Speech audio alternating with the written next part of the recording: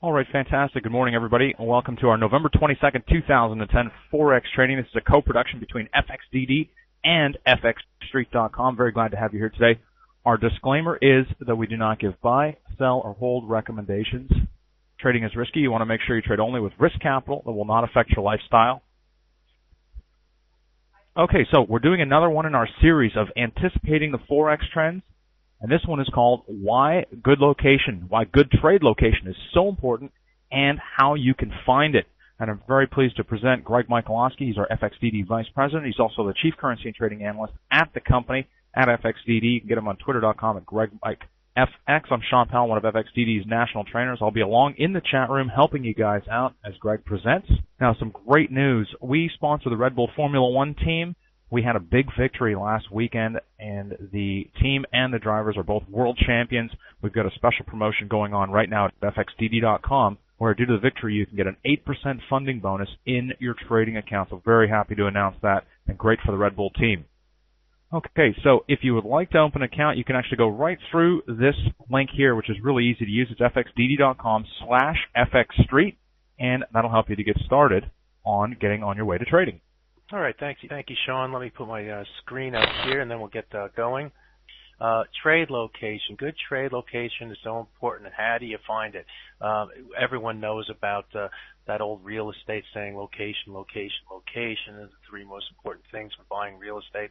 And maybe it's a little bit different now with all the housing problems that they do have in around the globe, including Ireland, which has taken the lead away from the U.S. here from a banking sector, and that's certainly in the news here over the last week or so, and causing things like the euro to head down. But in trading as well, we also talk about location, and I think location is really the key for success as a forex trader. And just listening to Derek's comments, he certainly is interested in buying low and selling high. Now I think that he's also interested in buying location low and selling location high as well. Maybe not, maybe so, but that's certainly what I'm focused on, is finding those areas where there is good trade location, good reasons to trade, and this does a lot of things for traders that make it so important, make the trade location so important especially for retail foreign exchange traders like most of you who tune into these sessions here on FX Street. So why is trade location so important? And the number one reason in my mind why trade location is so important, because if you have good trade location, your fear is going to be less. Your fear in trading is going to be less. And I always tell clients, I always tell our customers that you have to, fear is a trader's worst enemy, and you have to steer clear of fear. And the best way to find good trade or to steer clear of fear and to keep your fear down is to try to find good trade locations, to find those areas where you can actually control your risk, control your fear, and if you can do that, you're going to be a much better trader. The second reason why trade location is so important is because if you have good trade location, you have a better chance to stay on the trend should it develop. I believe in trends. I believe that that traders, the reason why traders don't do well in trading trends is because ultimately they don't trade the trends. They end up getting out of the trends too early, and when they get out of the trends, they start to think about trading against the trend, because obviously if the trend is moving higher, that means a higher high, and so they try to sell against the trend, and ultimately end up trading against the trend. So, but if you have good trade location, if you have a level in your either buy or sell that works, and we'll get to levels that have the possibility, have the odds of success of working in your favor. If that works, then you have a better chance to stay on the trends should it develop. And so that is the second reason why trade location is so important, and we're going to go through some examples a little bit later. The third reason why trade location is so important is because if you have good trade location, it minimizes your risk. It minimizes your risk. This again works in tandem with number one, in that if you minimize your risk, you're also keeping your fear to a minimum. And all good traders, all successful traders, want to keep the fear to a minimum, especially if you're a retail trader. And the fourth most important thing why trade location is so important is that it increases your confidence. So all these things are things that, three of the, that really affect things between your ears, your feelings. Confidence is so important in your trade location, and also fear is an enemy of all traders. So if you have fear and that's your enemy, confidence is your friend, is the angel, if you will, and that is going to increase with good trade location. So it does two things for you. It takes care of your enemy, and also takes care of what you're trying to do, the positive side of what you're trying to do as a trader. So what determines good trade location is the next question. And what I think determines a good trade location, if you can define your risk clearly. You know where you are wrong. If you know exactly where you are wrong in your trade and you can define that risk, that means that you potentially have good trade location. And it's kind of it takes a look at the negative side, the loss side first. And I think that every good trader needs to understand what potential they have as far as a loss goes in any one trade. And so, when you find good trade location, you also have to consider what your loss might be. And if you can define that loss and you can accept that risk and loss, then you're on your way to the potential for having a good trade location deal. Even if you lose on a trade, but you define your risk, that's very important. The second thing that determines good trade location, if your targets, where you are going, are clearly defined. Good trade location not only it has that element of risk. What are you risking on this trade? But it also has the element of where are we potentially going on this trade? Where are your targets that you're going to have to get through in order to be successful in this trade? Because folks, if you were to buy, let's say, against and define your risk against, let's say, a key support level or sell against a key resistance levels. Let's use the key support level. If you were to buy against that level and you don't have an idea of where your targets are, how do you know when the bias changes? And by that I mean, well, let's say you buy at a certain level and you target a level and it gets through that level. Does that give you added confidence in that trade? Sure it does. Does it define another level, another good trade location? It does that too, because if it gets through a target, that now becomes your support, and it also becomes the next reason to be in that trade.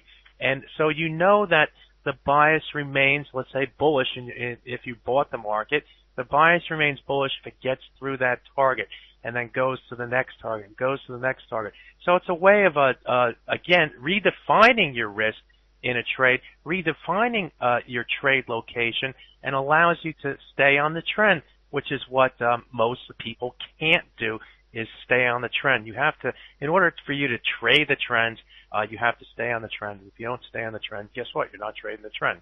The third thing that determines good trade location is if your fundamental perspective supports your trade. And I put a little asterisk there and have this optional down here, in that fundamental perspective is what I consider a secondary tool for your trading. I consider it an ambiguous tool because, as most people know, there's a lot of things that go into what is considered the fundamental perspective. But it's always it is kind of important, I think, to have a bias maybe from a fundamental perspective. It's just that you don't base your trade on that fundamental perspective. What good trade location will do in conjunction with fundamental perspective will give you added confidence in your trade. It will prove your story. And should anyone ask you what your story is, why you went long the euro, why you went short the euro, you can tell the story as well. And it just goes into that bucket of increasing your confidence in the trade. But you still have to rely on your technical analysis, on the clues that the market is giving you that will allow you to propel the trend forward and allow this good trade location to work in your favor. Now we're talking, in generalized terms. We will get into more specifics in just a little bit. But there are other characteristics of good trade location that I want to share with you. And the first one is the best trade locations are from selling at a high and buying at a low. Note it is not the high or the low. I'm not one to necessarily think that you can target selling at the high, although you can get pretty close to it, and there are some tools that you can use that maybe will allow you to pick the top or pick the bottom. But most of the best trade locations occur near a high or near a low. So that is a characteristic of good trade location. But having said that, it can also be in the middle of a range as well. And we'll go through some of that idea going forward. I do think that perhaps like breaking a trend line is an example of a characteristic of good trade location. If you have a trend line that has a number of different points on it, let's assume it's an upward sloping trend line, and that trend line is broken. You're not necessarily selling near the high. If it's an upward sloping trend line, you're selling sort of in the middle of the range. You're taking that break and using it to your advantage, and that could also be a good trade location for you and for your trading account. The final characteristic, good trade location, or possible characteristic of good trade location, it needs to be supported by technical trading tools. Selling any new high or buying a new low is not my definition of good trade location. What you have to do, ladies and gentlemen, in determining good trade location is not just rely on the price. Price is simply where the current auction of the euro versus US dollar is at. That is where the buyers and sellers have determined where the price is. 136.10.11 is right now where the euro dollar is being priced. What you have to apply to that price is a filter that's going to give you either a bullish or bearish bias, because we don't know, we can't define risk necessarily by just looking at the price. What you have to define risk, what you have to use to help define risk is technical tools. And these technical tools will end up giving you a bullish or a bearish bias. And that is what you, ladies and gentlemen, you have to rely on, because it will also it will tell you when you should be bullish, when you should be bearish, and also defines your risk in that process if you use the proper technical tools.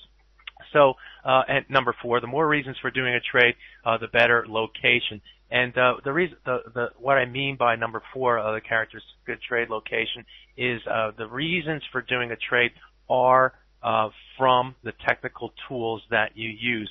So it's not just the price that's telling you something; it's what the technical tools are telling you. And if you can find more reasons using your technical tools, which we'll get to in just a second, you will be in better position to define your risk, and you also have the potential for better trade location. Why? Because guess what? You're not the only one that is seeing the technical the technical levels that are in the market. You are not a sole trader out there trading some proprietary thing. What proprietary indicator, or proprietary buy or sell price? What you are looking at, or what I look at in particular, is some technical tools that not only you can see, but a lot of people can see. And I certainly think that in the foreign exchange market, one of my themes is that because the market is so huge, because there are so many traders out there, because we all look at the same chart with the same prices, that sometimes the most obvious levels, the levels that most people are looking at, are looking at in their charts, will actually give you the best trade location out there. So if you can stack on a number of different reasons why this price or this level is an important level, then you have a better chance for having better, or good, or even great trade location. So I talked about the technical tools that you need to apply technical tools to charts, because prices just tell you where the price is. It doesn't tell you whether whether the bias is bullish or bearish. So I use actually three tools in my analysis, and I've listed four here, but just as a catch-all. But the first tool that I use is the moving averages. And I don't consider moving average a backward-thinking thing. I consider a moving average almost as a forward-looking tool, in that you can find good support or resistance levels against moving averages. I think that the market uses moving averages, and I have found that the market uses moving averages to find levels to trade against, to define. And when you can find levels to trade against, to find good location trade levels, you also are able to define your risk. And so I use moving averages, and I use two. One is 100 and one is 200. The 100 is my trigger, and the 200 is my confirming, and we'll get to that in just a second. I also use a tool, a simple trading tool called the trend line. Trend lines define trends. They also define the ends of trends as well. When the market breaks the trend line, I used that example earlier. Also, that is an example of the potential, an area where there's potential good trade location. So trend lines are another key technical tool that I use to find good trade location. I also have a slash there, what I call remembered lines. And remembered lines connect highs to highs or lows to lows. We know those as floors or ceilings. A lot of times in a non-trending market, you'll set a ceiling across a level, a number of highs, and you'll set a floor against a number of lows. But there's also what I consider a remembered line that sometimes dissects highs and lows. And by that I mean if you have a high and a high-low trading range, oftentimes in the middle of that trading range, or somewhere in between the highs and lows, in between the ceiling and the floor, you will find levels that were support and then resistance, or support and then resistance. And so in effect, they're connecting lows to highs, highs to lows, and those were what I consider remembered lines, and maybe we'll find a few of them when I get some examples. The final tool that I use are Fibonacci retracement levels. These levels help define the corrective moves in let's say a trend, and can provide good trade location, because we all know that the currency markets just don't go up in a straight line. They do have corrective moves, and so it's an opportunity to either buy a low off a corrective move by using one of these Fibonacci retracement levels, or and using that level as a level to lean against to find your risk, to find good trade location that'll allow you to move in the direction of the trend. Finally, I put a catch-all in there. Any other technical tools that give an unambiguous bullish or bearish bias. And what do I mean by unambiguous bullish or bearish bias? Or what do I mean by unambiguous? And that is, I don't use tools that are provide an overbought or oversold trading condition. Why? Because it doesn't define your risk. It's ambiguous. Take the RSI for an example. If the RSI is moving higher and it gets above 70, 75, most people say that the market is overbought. So they might look to sell a high at that point. But what we do know from RSIs is that the RSI can go to 80, it could go to 82, 83, 85. And guess what the price is doing during this move up in the RSI? It's continuing to go higher. So if you were to have sold when the RSI was 70, 75, and it goes to 82, 85, 86, 87, maybe even 90 in a bullish trend market, you're caught. You're stuck. And you didn't define your risk. So I consider that an ambiguous trading tool. I want to use tools and I encourage people to only use tools that are what I consider unambiguous. That is, a moving average is an unambiguous tool. Why? Because it gives you a bullish or bearish bias. If the price is above, it's bullish. If the price is below, it is bearish. And so that is how I use the moving average as a tool to give me a bullish or bearish bias. And depending upon which chart you look at, you can find some decent trade location, some really good trade location by using things like moving averages, trend lines, Fibonacci's, or what I consider unambiguous trading tool. So I hope you all understand that concept of what an unambiguous trading tool is. Let me now go into some charts, and in doing so, I will show you what I mean by good trade location by using some of these tools, and that will allow you to possibly to follow a trend type position. And we'll start off by looking at the euro, and then as we go on, because I think we're going to have some extra time, we'll take a look at just any other currency pairs that you want to look at, and I'll try to define what I mean by good trade location. And this will allow you to, when you go and look at the charts yourself, tomorrow, the next day, forward and all, if you're not trying to find good trade location, hopefully you will have an idea, okay, what to look for, what may allow you to benefit from this, from the power of having good trade location, from the power of being able to hopefully stay on the trend, which most people can't do, and that's why they lose money in trends, is because they can't stay on a trend. So let me take myself off of this the PowerPoint, and I'm going to bring up my charts. I'm going to move the focus now on the charts. Can everyone see this dollar-yen chart here? Boop, boop, boop, boop. Give me a yes if you can see it. Tiny. Ooh, okay, maybe you might want to change your. Now I switched to the euro, of course. You might want to change your sizing on your screen to conform to the chart. I think that's the best way to do it. I'm not sure how to do it, but there may be something there that would allow you to do it. Okay, so we can see the euro, and this is on an hourly chart. I assume everyone is looking at that. And remember, the tools that I use are moving averages, Fibonacci retracements, and trend lines. And what we see in this euro-dollar chart, this is an hourly chart, and we see all three, an example of all three of these. From the high here, this is the high that we recently made on November 4th. And that level occurred at 142.81. I put a Fibonacci from that high to the low that we reached here on November 16th, and over the last 4 or so days, it's seen a correction, at least to the upside here for that currency pair, the Fibonacci.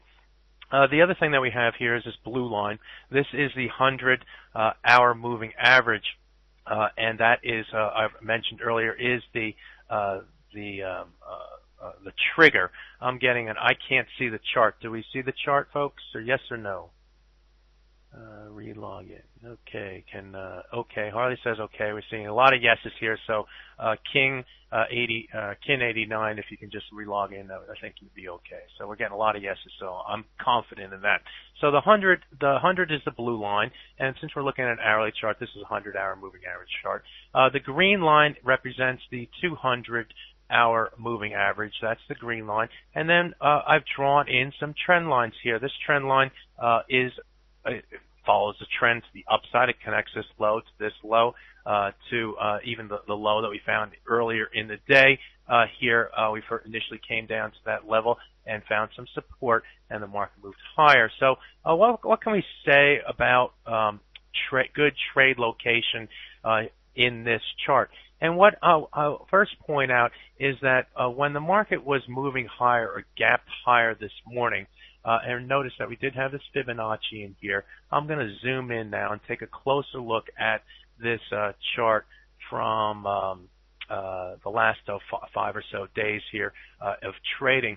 And today the market gapped to the upside on the Irish debt reduction or debt solution from the IMF, and this caused the market to move higher. And this 38.2% retracement was a level where the market stalled at this point. And so what can we say about this level right here? Well, it provided a possible good trade location. Why?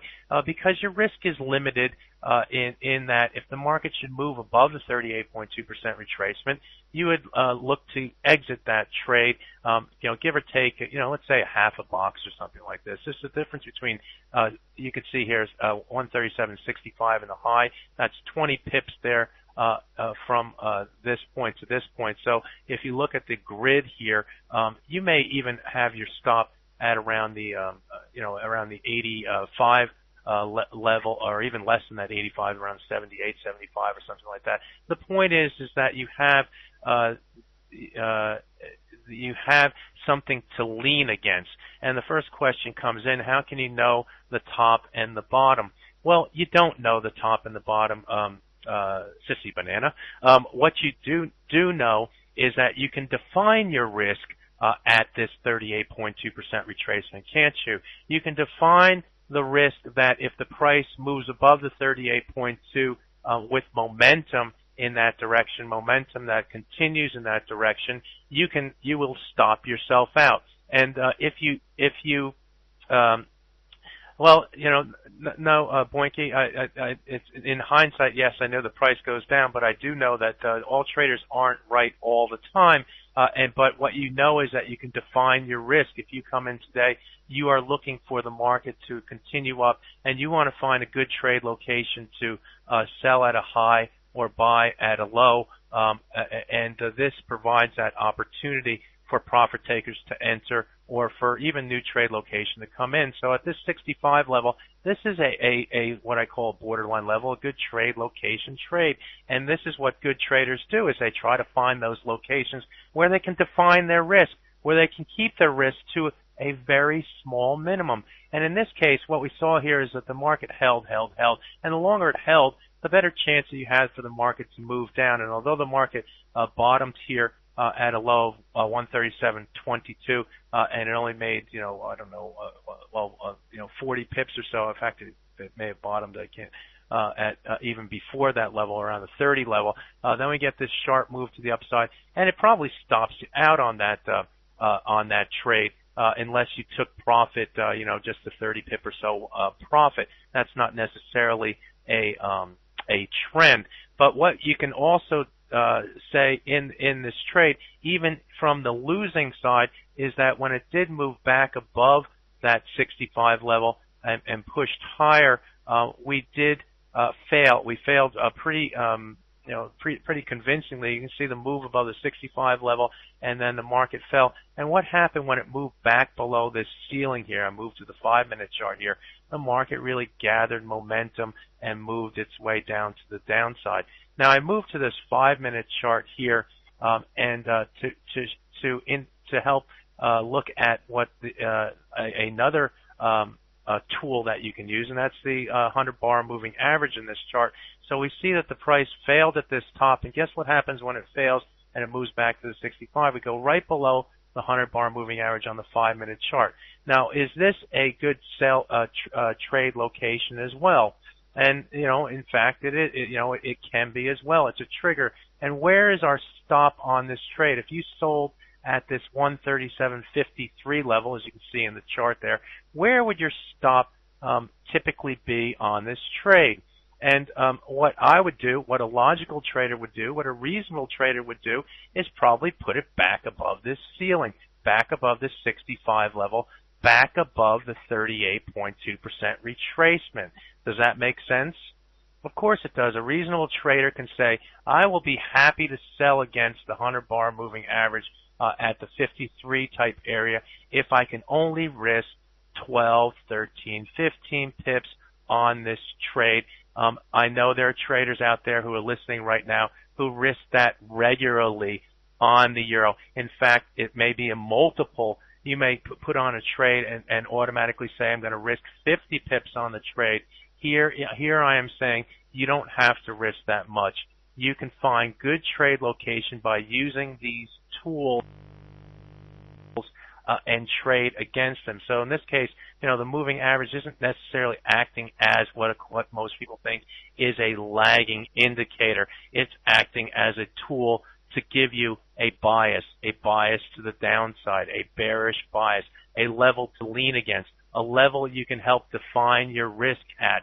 And that is the essence, and I think the most important thing about moving averages is that it allows you to trade against it, and it gives you that bias, bearish below, bullish above, and it allows you to potentially reap the rewards of good trade location that allows you to fall into this trend.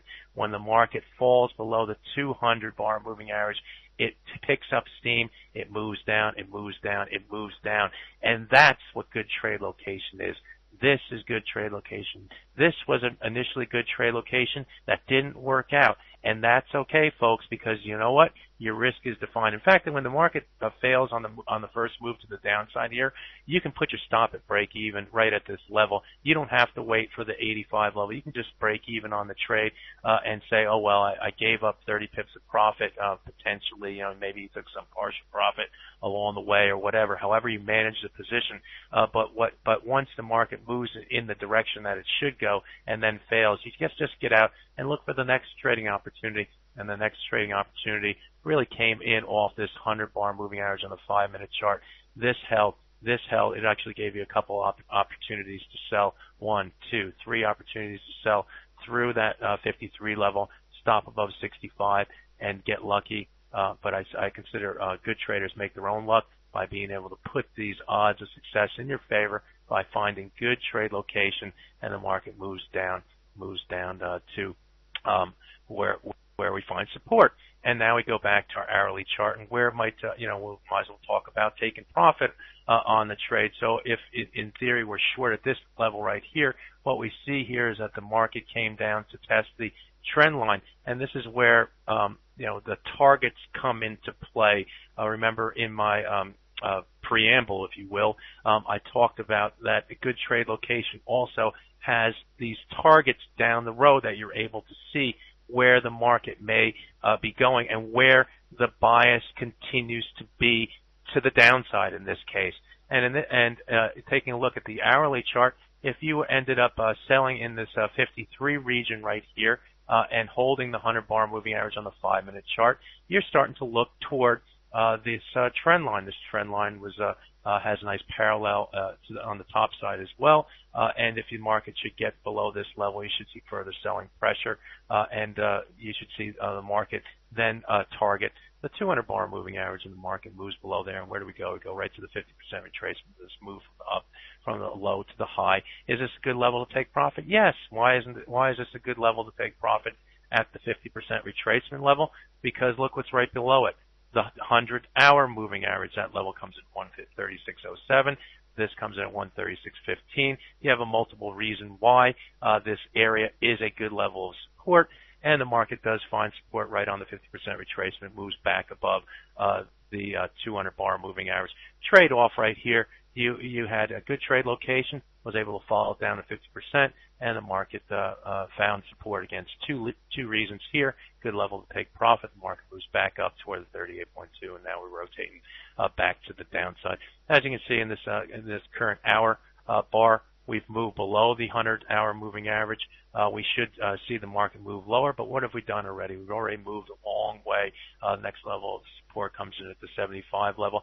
Notice how the market did hold this 100-hour moving average here on this last move to the downside, moved back higher, and then fell through the level. And now we're trying to figure out what it wants to do. Does it want to go stay above or go below? Remember, we had this nice trend for 5 days. We've taken that back 50% of it in a half a day here in the euro. It's not unusual for the trend of the day to turn into a non-trend, and we'll see how that develops. You can see that in the chart. But really, the real trade was up at this area, and these are the types of trades that you as a trader should try to look for. Those areas where you can find good trade location where your risk is minimum, where there's clues in the market, where there's tools that you can use that are going to define that risk, and then hope, not necessarily hope, but what you're then looking for is the market to move in your favor, to have those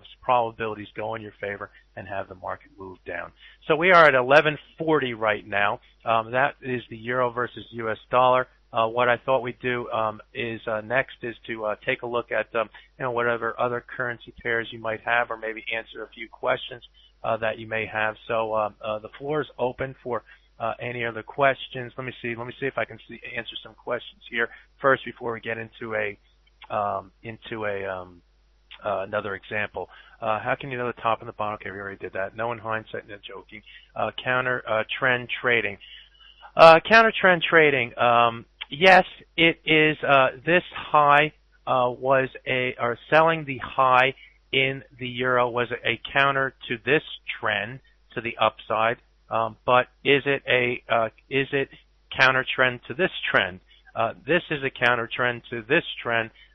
Selling at the high here is a counter to what is this trend. So you have to be careful what you're doing. I don't mind trading against a trend if you have a good reason to trade, because folks, if you have a reason to trade, like selling against the 38.2% retracement, selling against this trend line, even this sale up here where the market goes up to 85, what is your risk here? Your risk is 137.97.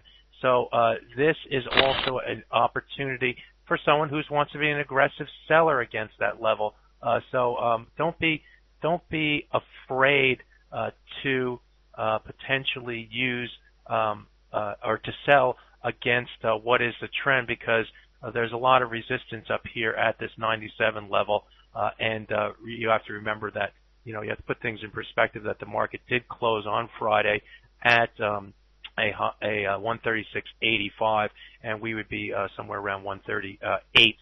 So that's a pretty good move to the upside in that time period. So you do kind of expect the market to move, to find some at least congestion. EU, I took profit too early. What should I do? That's a good question, Sissy. So you were short the market and you were on the trend, and this is why people like Derek, those people who were listening before, may say things like empirically speaking, people don't trade the trends poorly. Why? Because they get out of them too soon, and they don't recognize the potential that may exist. I like to use the analogy of a baseball player. When a baseball player goes up to hit, and the count is 2-0, 2 balls and no strikes, he starts to anticipate a pitch more so than he would at where it's a new count.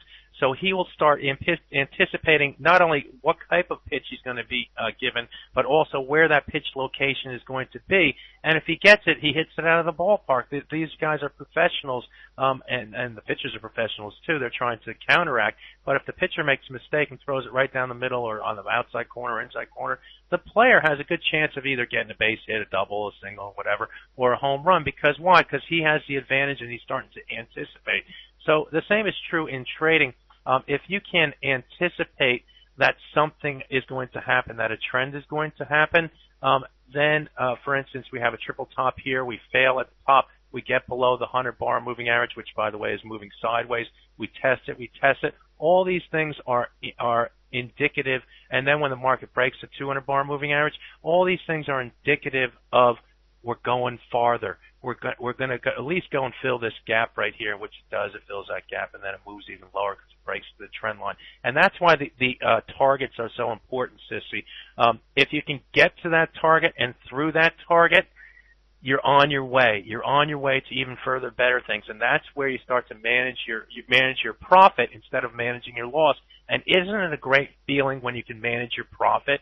That is a great feeling brought on by good trade location. And so if you can manage your profit And like for instance, if it goes below the 100 and then goes below the 200, well, guess where your stop is?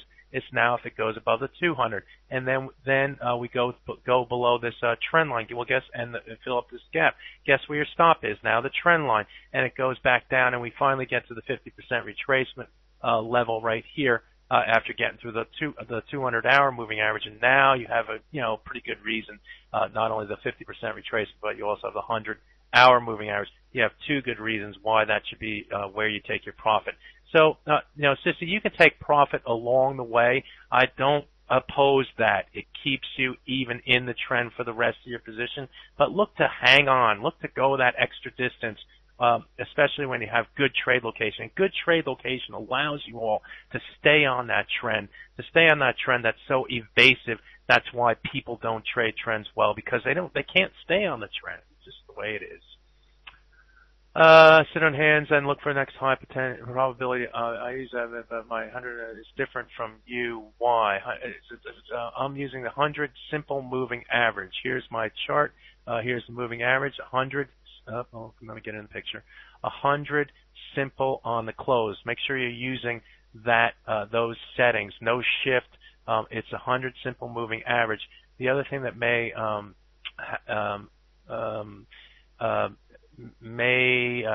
be different, but that's only on the daily chart, is if your market maker who you're using, your broker, does not have a daily close at 5 p.m. New York time, which is a traditional daily close for the forex market. New York close, end of the trading day, beginning of the new trading day. Moving average is a lagging tells us the trend late. Tushar, I hope that you understand more fully how I use the moving averages, not as a lagging indicator, but as a level to lean against.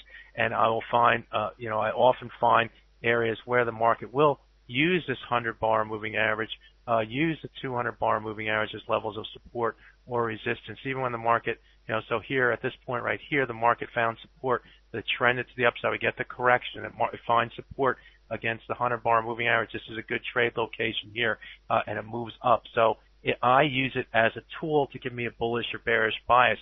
See the distinction. See the distinction, folks. Don't believe the textbooks about how moving average is a lagging indicator. Use it as a level for good trade location, and you will find that it benefits your trading. We held the support here. We held the support here.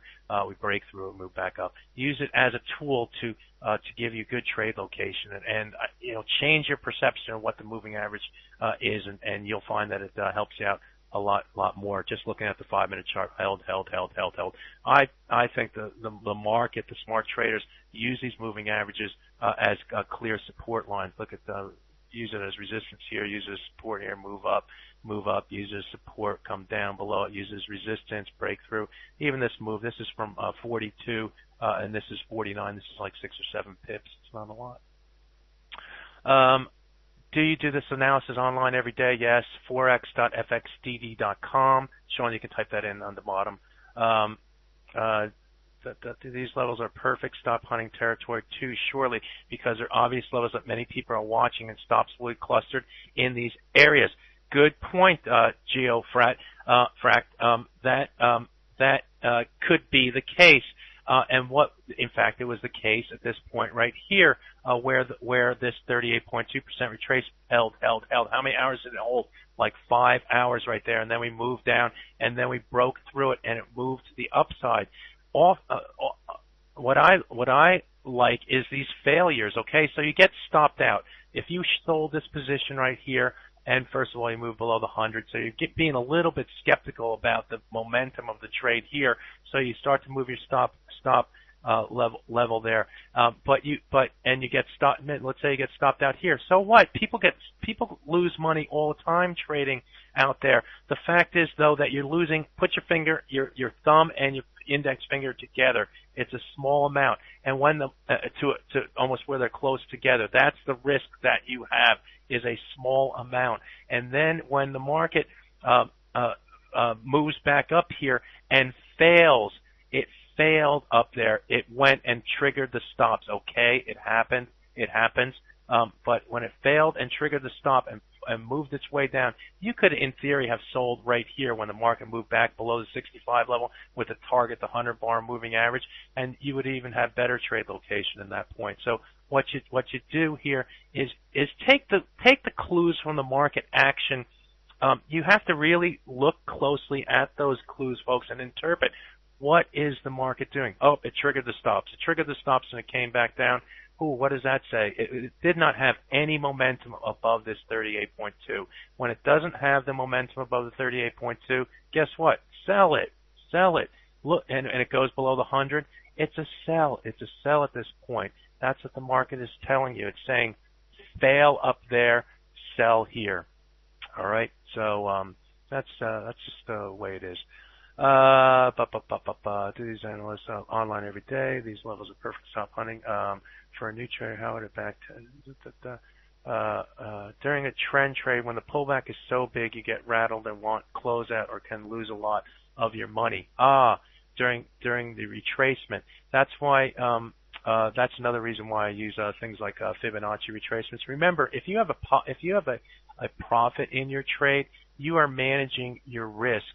Or you're managing your profit, not your loss. So first of all, think positively about that. So if, let's say, we sold at this level and the market comes down here and we get a correction up here, you do have to risk. You do have to risk profit in order to make profit, folks. In order to make bigger profit.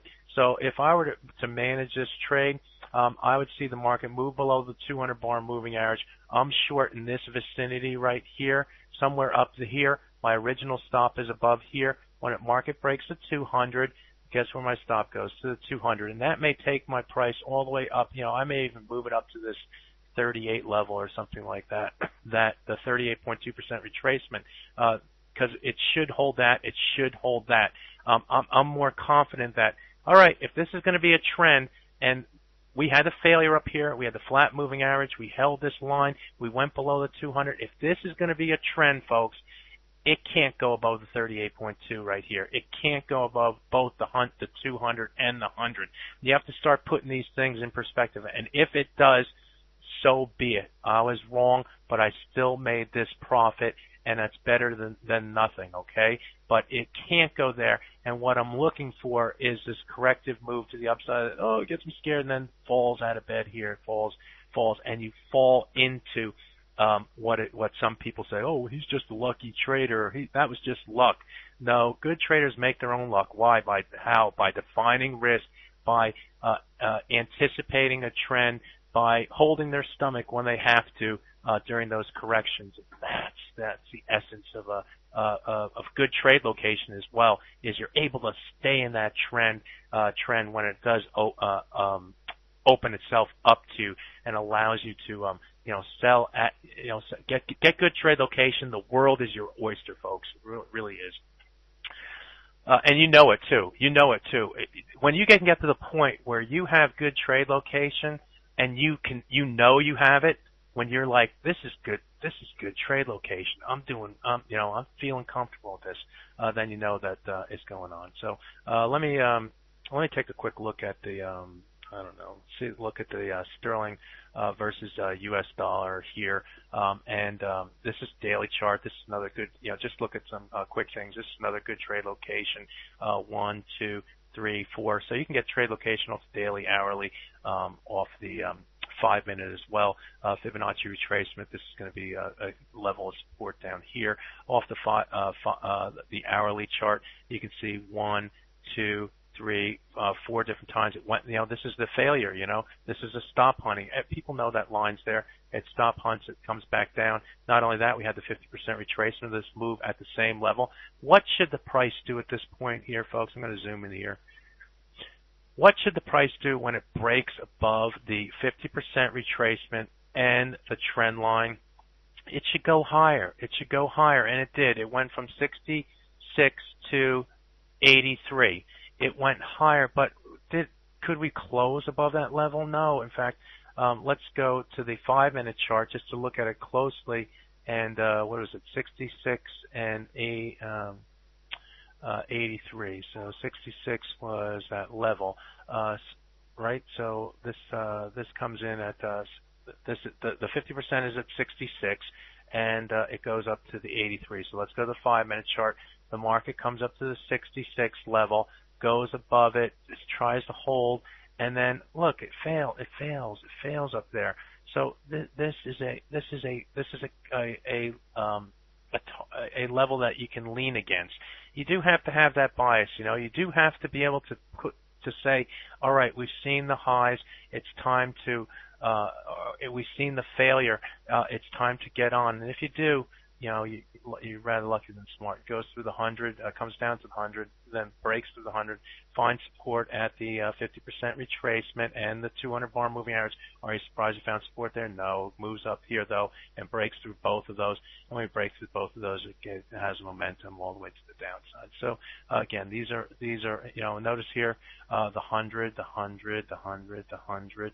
Look how the 100 held. These are all good trade locations too. These are an example of trade locations in the middle of a trend here, folks, where the market moved to the upside, came back down, tested that support level. Is this a good trade location? Yes. It's a good trade location. Yes.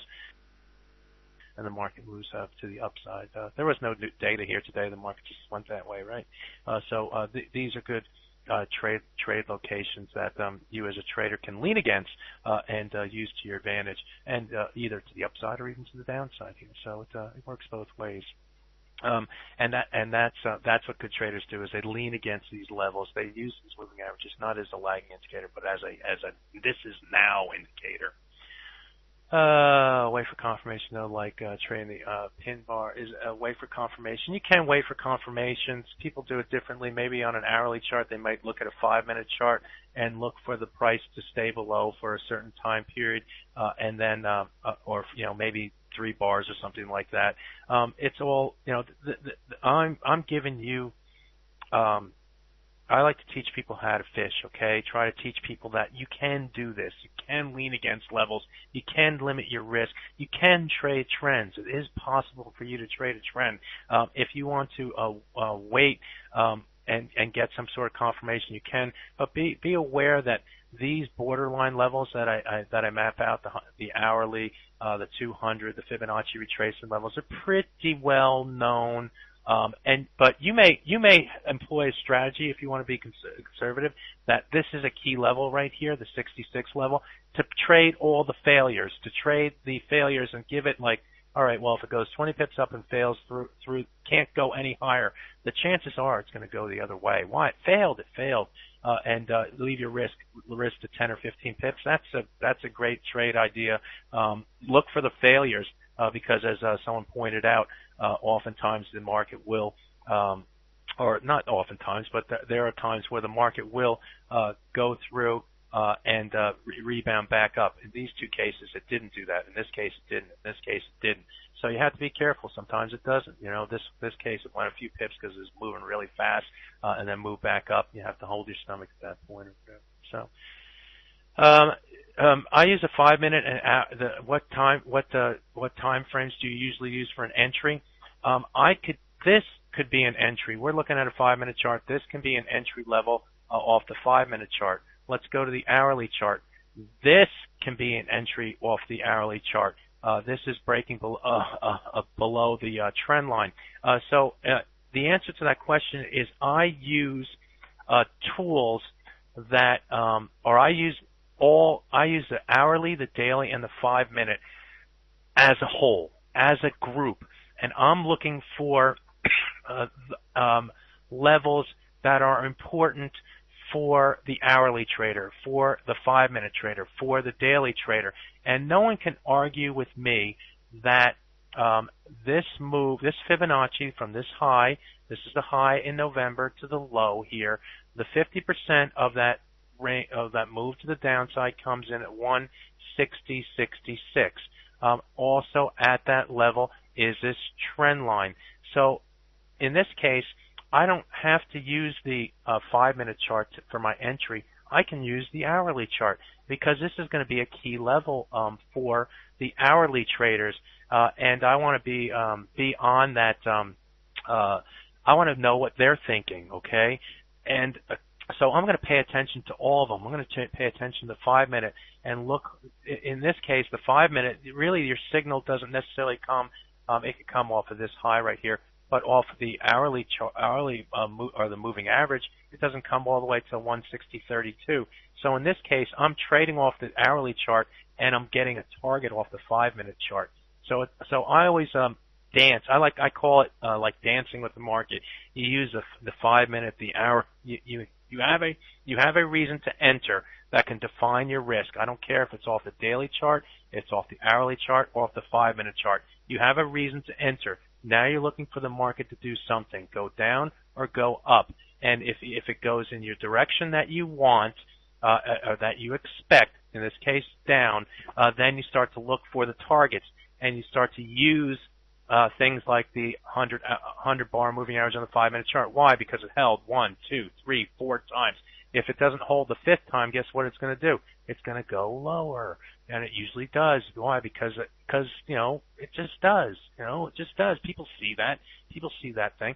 So then you go to then you start to look for the next target. Oh, 50% retracement and a 200 bar moving average. That's going to be a key level. Oh, okay, but we can't get it back above the 38.2, so it breaks down and goes down. And then you start to look at the other charts like hourly, and you may even incorporate the daily chart. We're coming in here toward 159.13 level. We're currently trading at 29, and we just went to a low of 23, so we got within 9 pips of that support, of the 38.2% retracement of this move to the upside. Do you think that might be support? Yeah. What about this trend line? Is that going to be support? 1, 2, 3, 4, 5 different points along that line. Is that going to be a key borderline level, a key level where you may have good trade location? It may just be. It may be that time where people take the profit off from selling at this high and buying at that low. So it's 12 o'clock, folks. I haven't gotten any word about closing up, but my time is done. I appreciate everybody coming in, staying in. There's a great crowd, 63 people in here today, and I think that's fantastic. I want to give my thanks to the people at FX Street once again for making this all possible. I do it maybe twice a month for them. Maybe I should do it more. I don't know. But I like to give lessons as opposed to talking about markets and letting it go. I like to teach a little bit and show you that yes, you can do it, and yes, you can trade trends. It is possible. You just have to know what you're looking for. So we'll all talk to you later. Have a great Thanksgiving for those people in America and those people who are around the world. Enjoy the day, enjoy the week. All the best. Take care now.